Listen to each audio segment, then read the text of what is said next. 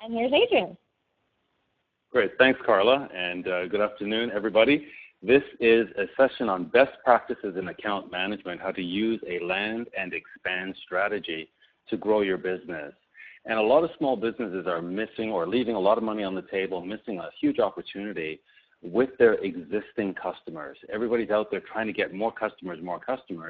And I think if we could get small business owners to just slow down a little bit and look at the customers that they currently have and what additional value can they provide to those customers, not only would they get increased revenue, they could actually grow their businesses much more strategically. So Carla, if we could go to the next slide, I'll just look at the agenda.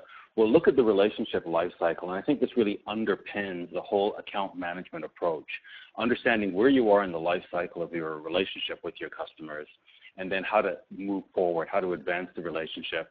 And then I'm going to share with you a 5-part account management formula, and we'll just briefly take a look at each part and look at best practices in these 5 parts.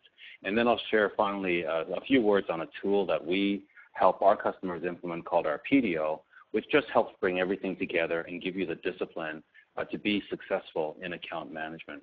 Next slide. So let's start with the relationship life cycle, and we'll look at the next slide. If you've attended a presentation with me on Small Business Solver before, I have shared with you this relationship life cycle, and it's really looking at your business relationship from the perspective of the customer. So from your perspective, you know, they were a prospect and now they're a customer, but from their perspective, you were a stranger, and they decided to do business with you and made you a supplier. But as a supplier, that's a transactional relationship, and if they're unhappy with you, they basically cut the string, and there's no loyalty in a transactional relationship. So to move up is to move to the next level that we call the desired supplier. And this is where the relationship moves from being transactional to becoming emotional. And they enjoy doing business with you. They value the relationship, and they want, emphasis on the word want, they desire, they want to do business with you. We call this a desired supplier, and they're pulling you into their organization. They're happy to work with you. As you get to really understand their business and the personalities in the business and the history and the culture of the business, you move yourself into a position where you've transitioned from what we call content to context. Content is your knowledge about your stuff. Context is your knowledge about my stuff as the customer. The more knowledgeable you become about my company and my objectives, the more context you have, you can become a trusted advisor. And that sets the stage for ultimately becoming a strategic ally, where we will partner together. And in my business, I can only create value with you. I've really partnered with you, and in a sense, I've become vulnerable because my business now depends on you, and you've become indispensable to how I create value. So that really is the ultimate goal. You can't get there with everybody, but when you do get there, it is extremely profitable for your customer. And the key here, we could click the mouse, next slide, go forward. The key here is understanding your frame of reference. So rather than look at, and I'll just say click to get the next build, rather than just look at your products and services, and we'll click again, we want to look at the customer's total economic equation. And this is really the key. It's making this shift in perspective. Instead of showing up and providing your stuff, your products, your services, when you show up, you're thinking about your customer's business holistically. And you're looking at the whole, all the economics of it, and really understanding how to create value. And the opportunity for you to grow your business is outside of the box. It's outside of thinking of your products and services, and is shifting the thinking to the customer's economy and trying to figure out how you can do that. Next slide. Now, that is a complex world, and that's why most small businesses don't go there. You know, they're having enough difficulty managing their own business, never mind trying to think about managing their customer's business. So we're dealing with complexity. And there's a book written by a gentleman named Atul Gawande. He is a surgeon, and he deals in complex environments all the time. And notice in a hospital setting, many patients were dying, and it was not because the doctors didn't know what they were doing. And he said, you know, failure comes from either ineptitude, you don't know what you're doing, or ignorance, you don't know what you're doing, or ineptitude. You knew what to do, you just didn't do it. And he said most of these deaths in hospitals were coming from ineptitude. And the reason primarily was doctors were not washing their hands, and they were causing a lot of sicknesses and infections. And so one of the ways they dealt with this, whether it was a hospital environment or other complex environments such as flying complex military aircrafts, if they would just simply work with a checklist, they could reduce the failure rates dramatically. And so no matter how complex the environments are, we can actually become effective and reduce failure rates and become much more successful if we think in terms of checklists. And that's what I want to talk about today in terms of account management. It is complicated to work with clients in a very strategic way and think more about their environment than we do about our own. But if we work with a mindset of, okay, we can put a formula around this, and we can simplify it with a set of checklists and make those checklists dynamic, then we can actually be very effective at this. Next slide. So let me share with you a type of checklist. It's a 5-step account management formula, and it really shows you that you can be successful with landing in an account, winning the account, and then expanding your footprint within that account if you think in terms of this formula. And it basically says, I'll say click, relationships. We want to look at who are the stakeholders in this account. So when you think of how you can grow your business, who are the people in that account? And more, there are multiple stakeholders. And most salespeople or business owners are dealing with 1 or 2 stakeholders when there are actually stakeholders behind the scenes that influence the outcome of your relationship with that account. So identifying who all the stakeholders are and then building relationships with these stakeholders is critical to your success. The next is situation. And by situation, what we mean is, and again, shifting your focus from your products and services and telling them how great your products and services are to understanding their environment. And the more you understand their true situation, what are they really trying to accomplish in their business? What are their challenges? What are their obstacles? What internal hurdles are they trying to work with?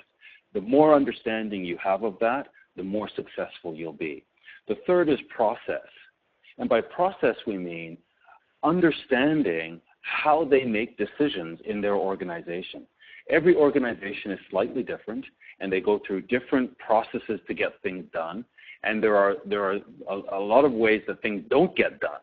And understanding when they're trying to bring some new project into their environment, why do those projects fail? Why do those decisions, even if they get made, either they don't get made, or if they get made, they get shelved? Why? Understanding that process so that you can be more effective in helping them navigate it is going to make you more successful. The fourth we call embeddedness. And that's looking at how do you become indispensable to this organization. So yes, it's great that they're using your products or services, but could they cut you loose tomorrow? Or can you increase what we call the switching cost? That to turn you off and turn another vendor on, the cost of doing that would be so great because you're so embedded in their operations that it's better for them to just stay loyal to you. So figuring out how you can increase your embeddedness within the account is critical. And the fifth then is value.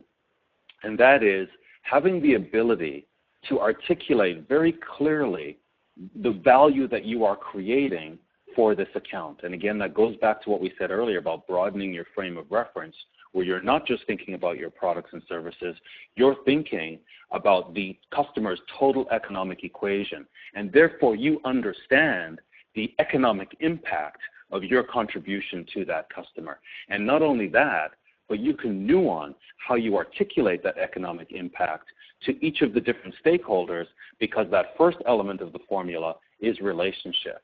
And you understand these key stakeholders, you have personal relationships with them, or somebody on your team does, and therefore you know what's important to them, and you're able to look at the value that you're creating for that account and then articulate it very clearly for each of these stakeholders in ways that are important to them. The Vice President of HR has very different needs and concerns than the VP of Manufacturing or the CEO or the COO or the VP of Sales. And you understand all that and can articulate your value in a nuanced way to each of them. And you'll notice this formula is a multiplication formula, which means that if you're a 0 in any one of these, you will not succeed. In fact, you will fail. And the higher you are, the higher score you have in each of these elements, the greater success you'll have in the account. So let's look at each of these elements in a little bit more detail. First, relationships. Relationships are built on trust, and trust is about buy-in. That means that you must understand the goals of your customer, each stakeholder, and they must believe that you are truly trying to help them achieve their goals and that you share their values. And if that is the case, you'll experience with them very high trust. And one of the things we're seeing now in neuroscience is how emotions are tied to goals. So once you understand the goals of your customer, and if we could look at the next slide, once you understand the goals of your customer, that in a sense is like the customer handing over to you the car keys. You can now drive them anywhere, and I don't mean that manipulatively, but it does mean that people are switched on emotionally when they see that you're there to help them achieve their goals. And they're switched off emotionally if they think that you're interfering with the achievement of their goals. So if you don't understand their goals, you're flying blind. If you do understand their goals, you can operate in such a way to show them that you're actually indispensable to them. And that's going to put a lot of emotional energy in the relationship. So taking the time to understand what are the emotional drivers for this customer. Next slide. And that is both from a professional and a personal perspective. What is it they are trying to accomplish? What are their concerns? What are their issues? What are they working on? What are the strategic initiatives that they're working on? What's their personality style? Because again, goals are also tied to personality style. Somebody who's a real people person, kind of embedded in that personality is the desire to connect with a lot of people.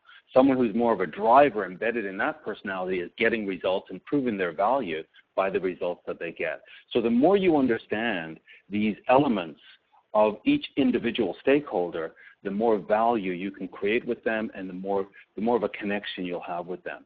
And so we need to understand the customer. Next slide. And understanding their perspective. And again, there are multiple stakeholders here. So for each stakeholder, first of all, we want to get an org chart. You know, this company that we're selling to, how are they structured? And who goes where? And how well connected are we with all the players? What group do they belong? What kind of influencer are they? There are different types of influencers. Some are the final decision maker. Some are just sponsors. Some are just influencers. Others are power brokers. We need to understand what kind of influencer are they? What role are they going to play in the decision-making process?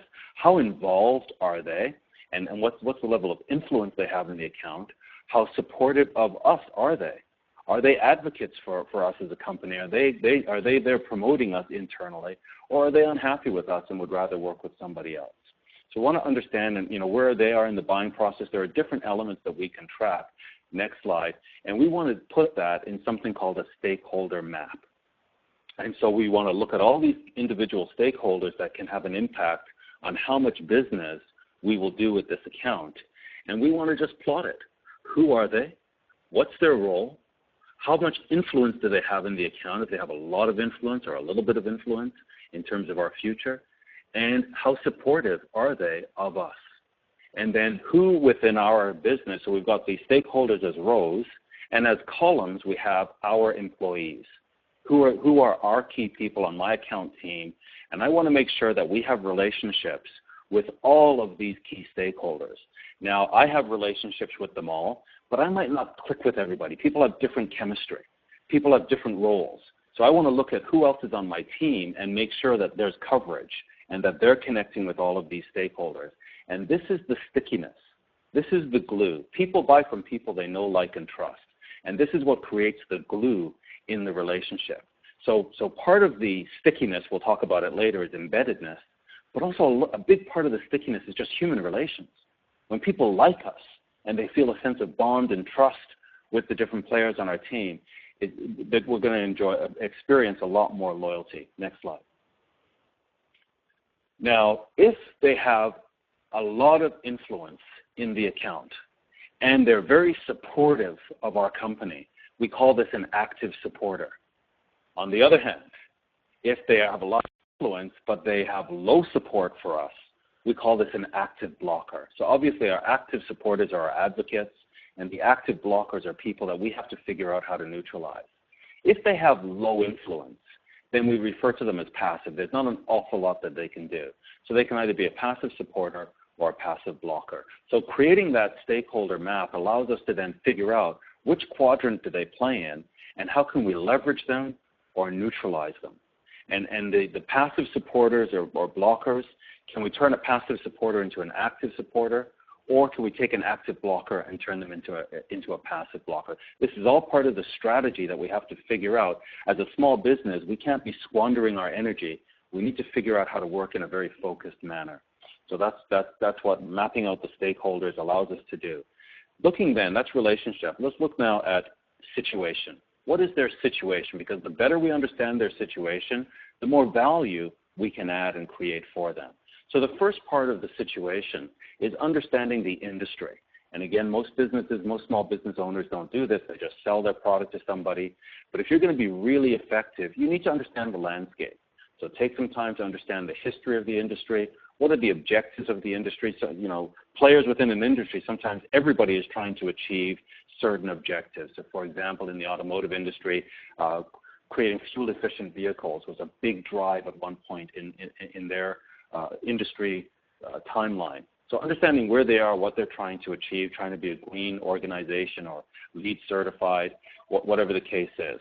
What are the concerns and problems within that the whole industry shares?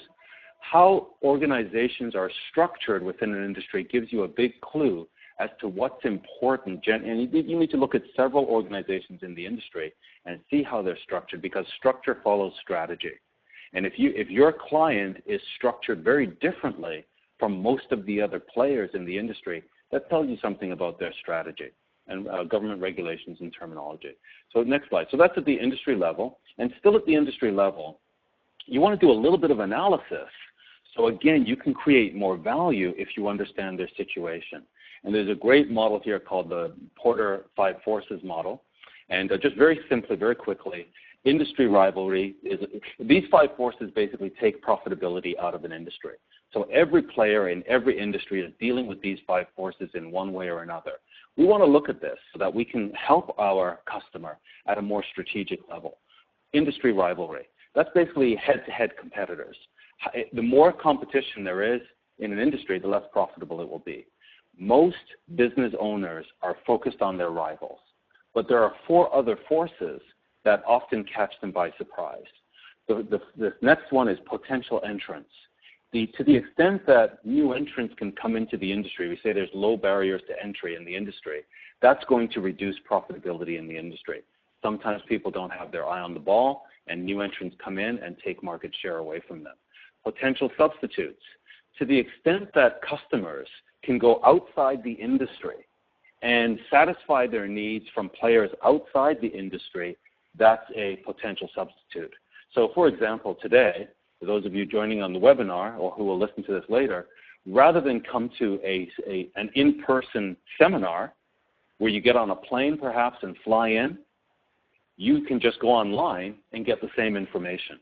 So the airline industries are competing with each other as rivals, but potential substitutes that can take profitability away from them include, WebEx and GoToMeeting, GoToWebinar, technologies like these that are not airline industries, but they're satisfying the same need of people needing to meet and share information. And then we have seller and buyer power. To the extent that there are few sellers in an industry that supply an industry, they will take profitability away from the industry. The more suppliers there are, the more profitable the industry can be, because they can then play one off against the other and they have more choice. And conversely, the less buyers there are, the less profitable the industry will be, because the buyer will then have a lot of power to dictate pricing and service levels, et cetera. If there are lots of buyers, then the industry will be more profitable. So just taking the time to look at an industry and try to do a little bit of this analysis from a 5-force perspective, when you actually sit down with your customer, you're now in a position where you can become that trusted advisor. So very, very helpful exercise. Next slide. Then we want to know the organization. What is their strategy? What are they trying to accomplish? What do their financials look like? Are they as profitable as they need to be? And basically looking at their needs and priorities. From a strategy perspective, we want to understand the strategy. Next slide. And the bigger the organization, the more important this becomes. We want to understand how their mission, values, and vision cascade down the organization to right down to the frontline managers, right down to frontline employees. All of this has to be aligned for them to achieve their strategic objectives. And when we go in with this view, it just allows us to, it gives us a bit of structure to analyze an organization and, again, be in that role of trusted advisor. Next slide. So there are different areas where you can go to do research, and I've just got some items here. Generally, from a research perspective, a general principle is you want to start with secondary research first and then go to primary research. Primary research is where you're talking to a live human being and you're doing research for yourself one-on-one. Secondary research, you're looking at published documents. But what we want to do is start from the outside with secondary research and move inside. And even when we get to primary research, you want to start with suppliers first. Go outside the industry, suppliers, customers, go to trade shows and talk to players in the industry and really become knowledgeable. So by the time you're in front of an executive face-to-face, now you're doing primary research at an executive level, you have become so knowledgeable that the questions you ask themselves, the questions themselves are creating value. Next slide. And it's all about value. So while you're trying to understand their situation, you're also trying to understand what is your value? How do you impact their economics? Again, we're looking at the total customer economic equation. And you're either going to impact the balance sheet or you're going to impact the income statement or the cash flow. And so understanding that while you're doing your research and trying to understand their situation, try to understand what is the economic impact that you're going to have on this organization. Next slide. And so you're looking for, which lane do you play in? Which lane can you run the race in? And that is, you're either going to help them avoid cost. So there's a cost that's, maybe they have to hire somebody else, but you can jump in and help them so that they don't have to incur that cost. That's called cost avoidance. Or cost displacement. There is a cost that they're incurring right now, but you can come in and you can save them that money, and that money can be applied somewhere else. So that's cost savings or cost displacement. And then finally, revenue increase. You can actually help them make more money. As you're doing your research, as you're trying to understand their situation, you need to figure out which lane or lanes you're going to run the race in order to create value. Next slide. So that was situation. The third element in the formula we spoke about is process. And that was understanding the buying process. And that buying is all about making change happen. So change means there's something in the status quo that is unpleasant, or there's something in the future that is desirable, or both. And I basically want to move from current state to future state. That's what change is, and that's what we enable. When we're selling products and services, we're enabling change. The problem is you don't just get from current state to future state without going through a transition state. And the transition state spells risk. And that's why people hesitate when they have to make decisions. So you want them to do more business with you, but that means change. And so you have to help them navigate the transition. Not only that, next slide, the changes that you're proposing are not the only changes they're facing. They're facing many changes. And often they're overwhelmed with change, and so they want to freeze. If they feel overwhelmed, they don't want to do anything. So the more you understand how they make decisions, what decision criteria they use, who gets involved, when do they get involved, when they get involved, what are they looking for? The more you understand that, the more you can help your champion, the person who actually really believes in you and wants to move forward with you. The more you understand their overall processes, the more you can help that champion navigate the change. Next slide. So you have to understand the buying cycle. And the buying cycle is going to be different for every organization that you sell to, especially if you're selling to large organizations. But generally speaking, there's going to be 5 steps. And step number 1 is perhaps the most important, and that is awareness. It's awareness that there's something in the status quo that is going to hurt them, or there's something in the future that is really beneficial to them. When they become aware of this gap between where they are and where they need to get to, that's what triggers a buying cycle. And most small business owners don't spend enough time helping their customers become aware of that gap. And as a result, there is not enough desire, there is not enough emotion, there is not enough drive to complete a buying cycle. slow down and make sure that your customers are fully aware, not of you and your capabilities, but of the gap between where they are and where they could be. And the more pronounced and the more profound that gap is, the greater desire people will have to move forward.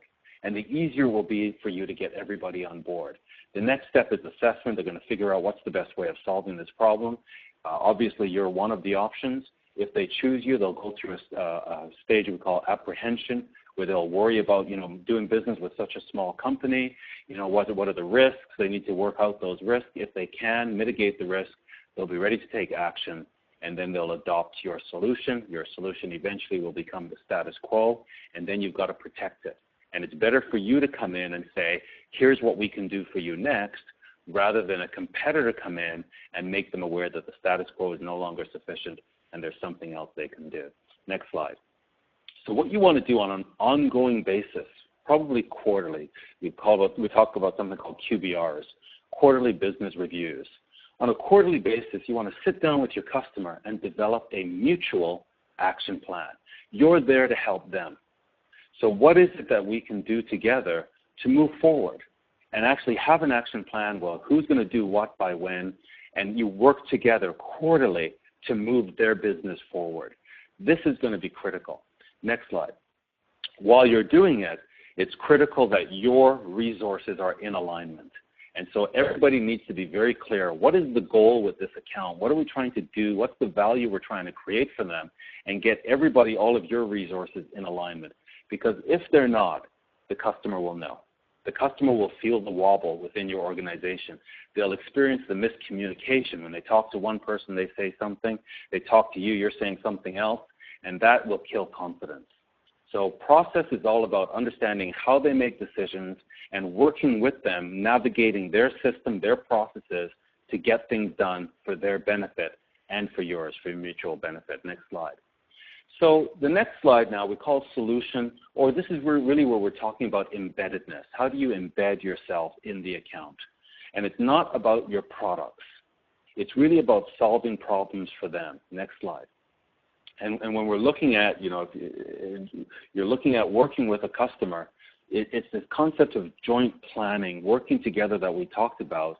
And as you're figuring out what you can do together, next slide, you're really working along some key principles. Number one, as much as, many small businesses, maybe they just have one product or one service that they provide. That is dangerous. If you're just a one-trick pony, the switching cost is very low. It's easy to replace you. So from a principal perspective, as much as possible, you want to have integrated solutions. And sometimes that means, so if you have multiple lines of product or multiple service lines, you want to provide an integrated solution so that it's a unique solution. They cannot get it from anybody else except you. If you don't, then you want to partner, have other suppliers, have other partners that you can integrate into your solution. So again, the objective here is they can only get this solution from you. You understand very well what their challenges are, and you've put together, you've configured a solution that they can only get from you. That's really critical to embeddedness. And then be collaborative. Work with them. Collaborate with them. Really, you're co-creating. Try to be, rather than be a supplier, here's my stuff, hope you can use it, and they take it from you and create value. As much as possible, you want to become collaborative and co-create with the customer and always focusing on their business impact. And then look at the way you deliver solutions. Are there things that you can eliminate that the customer really doesn't value? Are there things that you can add more to, raise, do more of, because that really has impact, or reduce, or create all new? But all of this is going to be based on situation, that you really understand their situation, and therefore you know how you can create value for this organization. Next slide. So with embeddedness, we're not so much thinking in terms of sales, pursuing one particular opportunity, as much as we're thinking of an opportunity pipeline. We really see, we have the situation 2020. We really understand this customer, and we can spot all kinds of opportunities to create value for them. So this one customer, rather than selling them one thing, and there's one thing in the sales funnel, and if we get that, that's going to be worth, I don't know, $100,000 to us, or $50,000 or $1 million. What we're really thinking about here is an opportunity pipeline. And we're thinking for the next 3 years, because we understand this customer situation so well, we have a handle on all the things we could be doing for this customer, not just one thing. So that's solution or embeddedness. And the fifth one now is value. And I mentioned this earlier. It's about being able to articulate your value. Next slide. There was some research done by the Corporate Executive Board, and they published a book called The Challenger Sale by Matt Dixon. And in that book, they just did a lot of research and let the data speak. And what came out of that is there are really 5 different types of salespeople. There is the hard worker, the person who always goes the extra mile. There's the relationship builder, the person that's just so nice, so friendly, really has a knack for getting along with people. There's the lone wolf. This is an individual that just doesn't really want to work as a team, part of a team. They just run solo, and then, they do well. They get their numbers, and don't know how they do it, but they do it. Bit of a black box, bit of a mystery, but they do deliver on the numbers. And then finally, there's the problem solver. This is the person, this is the customer service rep turned salesperson. And anytime there's a problem, they're really happy to try to get in there and fix the problem. And then finally, the challenger. And the challenger was unusual because this is a person who very often pushes back with the customer. And they're called the challenger because they often challenge the customer. And what they found is in complex sales, complex account management, that when they not only looked at the data with the salespeople, they did a lot of analysis of buyers. They looked at the customers and they asked customers, what do you value? And the behaviors that they valued most, and the salesperson that was the most successful, the profile that was the most successful, was the challenger.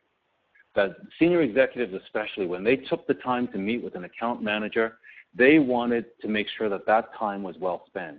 And the people who could come in and talk about the industry, what was going on at an industry level, talk about what competitors are doing, challenge them on their strategy, ask them very piercing and penetrating questions. The executives said they found their time with these salespeople most valuable. Next slide. And the key skills that were brought out that this challenger sales personality has, number one is teaching. So you're going in and you're doing discovery. You want to understand what's going on in that account. Everybody's doing that. And so the executive is taking time to meet with vendors, and at the end of the meeting, they didn't really get a lot of value from that. You got a lot of value. You got to understand their strategy and their challenges a lot more, but it wasn't valuable to them. The challenger would make sure that every meeting was mutually valuable, and they would do that by teaching the executive something new. And that's why the research component is so important. They would do their research, they would form an opinion or a perspective, and they would go in and they would actually tell the executive, here's what I think is going on in your organization, and here's what I think you need to do about it. And the executives say they highly value that. The second skill was tailoring. And this is where we are now. It's all about articulating your value in a tailored way, depending on which executive or which stakeholder you're talking to. And then the third skill was taking control.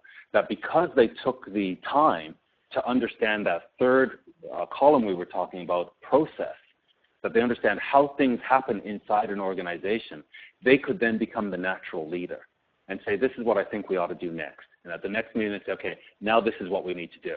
And the executives actually appreciated that they could help them get things done in the organization because they understood how the organization works. Next slide.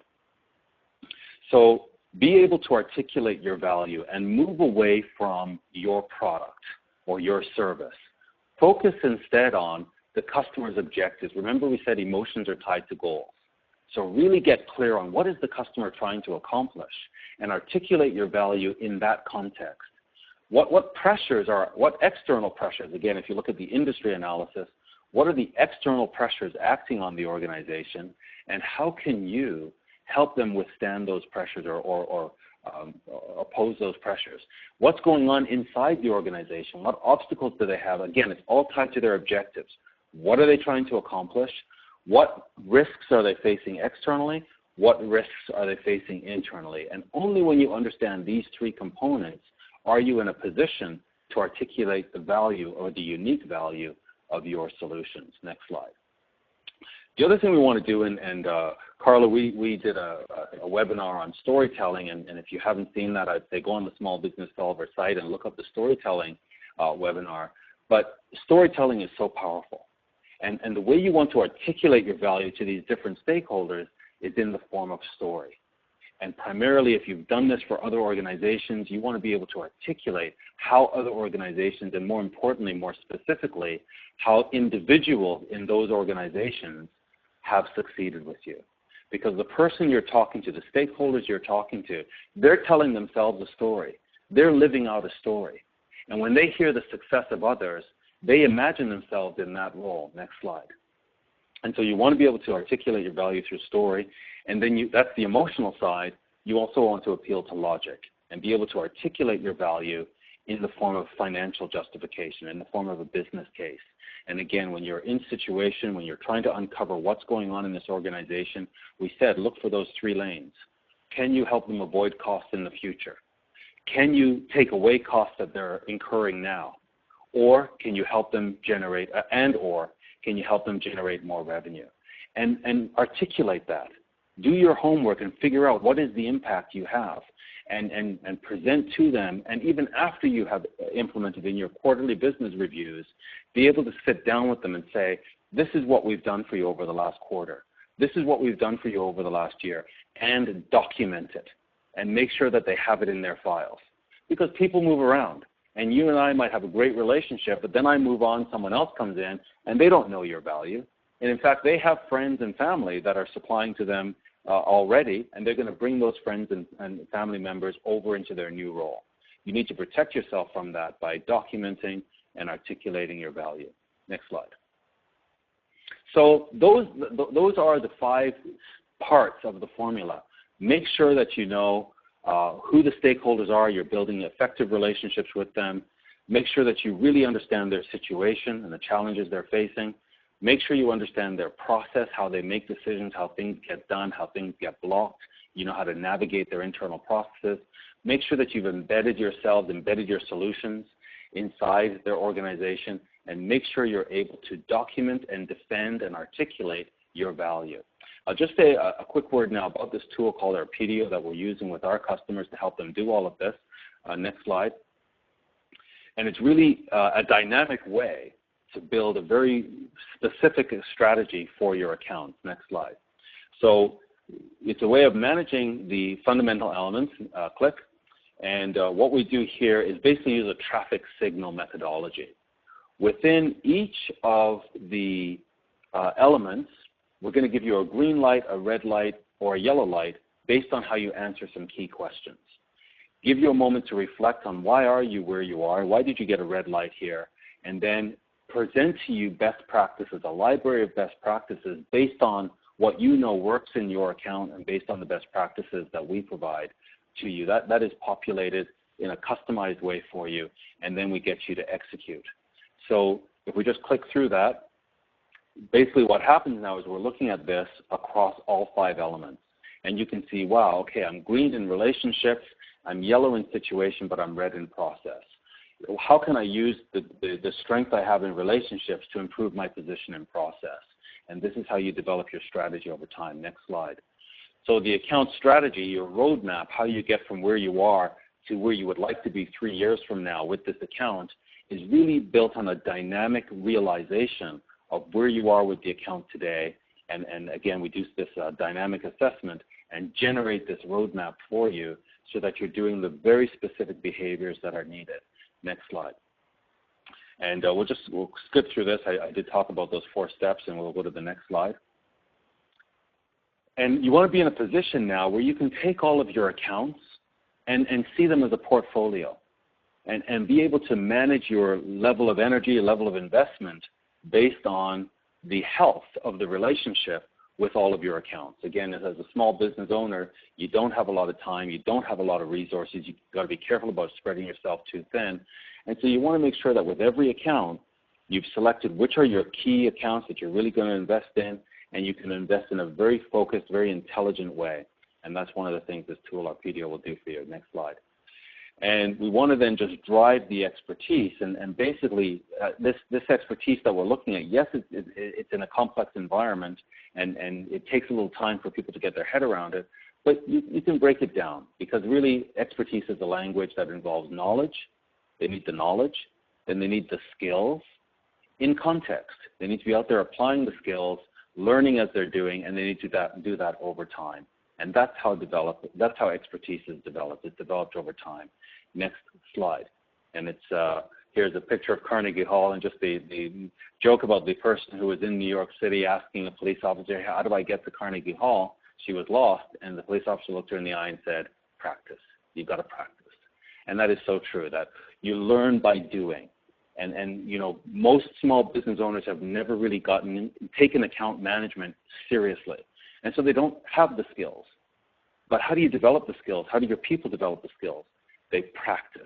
And not just practice wrong behaviors, they practice best behaviors. And over time, they will develop the expertise. Next slide. And again, the key here is learning by doing. Next slide. And anybody who plays golf knows you can't learn by reading a book. You've got to do it. And as you do it, you come to certain realizations, or any sport, any skill. So our PDO Click is all about capturing the behavior of your best account managers, putting that in an intelligent structure, and then making it available to everybody so your whole team can perform at this top level. So that's the approach overall. Next slide. And again, the key is identifying those customers that can really make your business. They're defined. They can create a definite momentum for your business. And once you said, you know what, if we could really focus on this customer, they could take us to a whole new level. And then intelligently applying your resources and energy to that customer in a very focused way, so that you're not wasting time, you're not wasting energy, and you can get to that strategic alliance or that trusted advisor relationship, and the profitability of that relationship for you will be dramatically improved. So I'll stop there, and hopefully you found that very helpful, and entertain any questions or comments or discussion that you'd like at this time.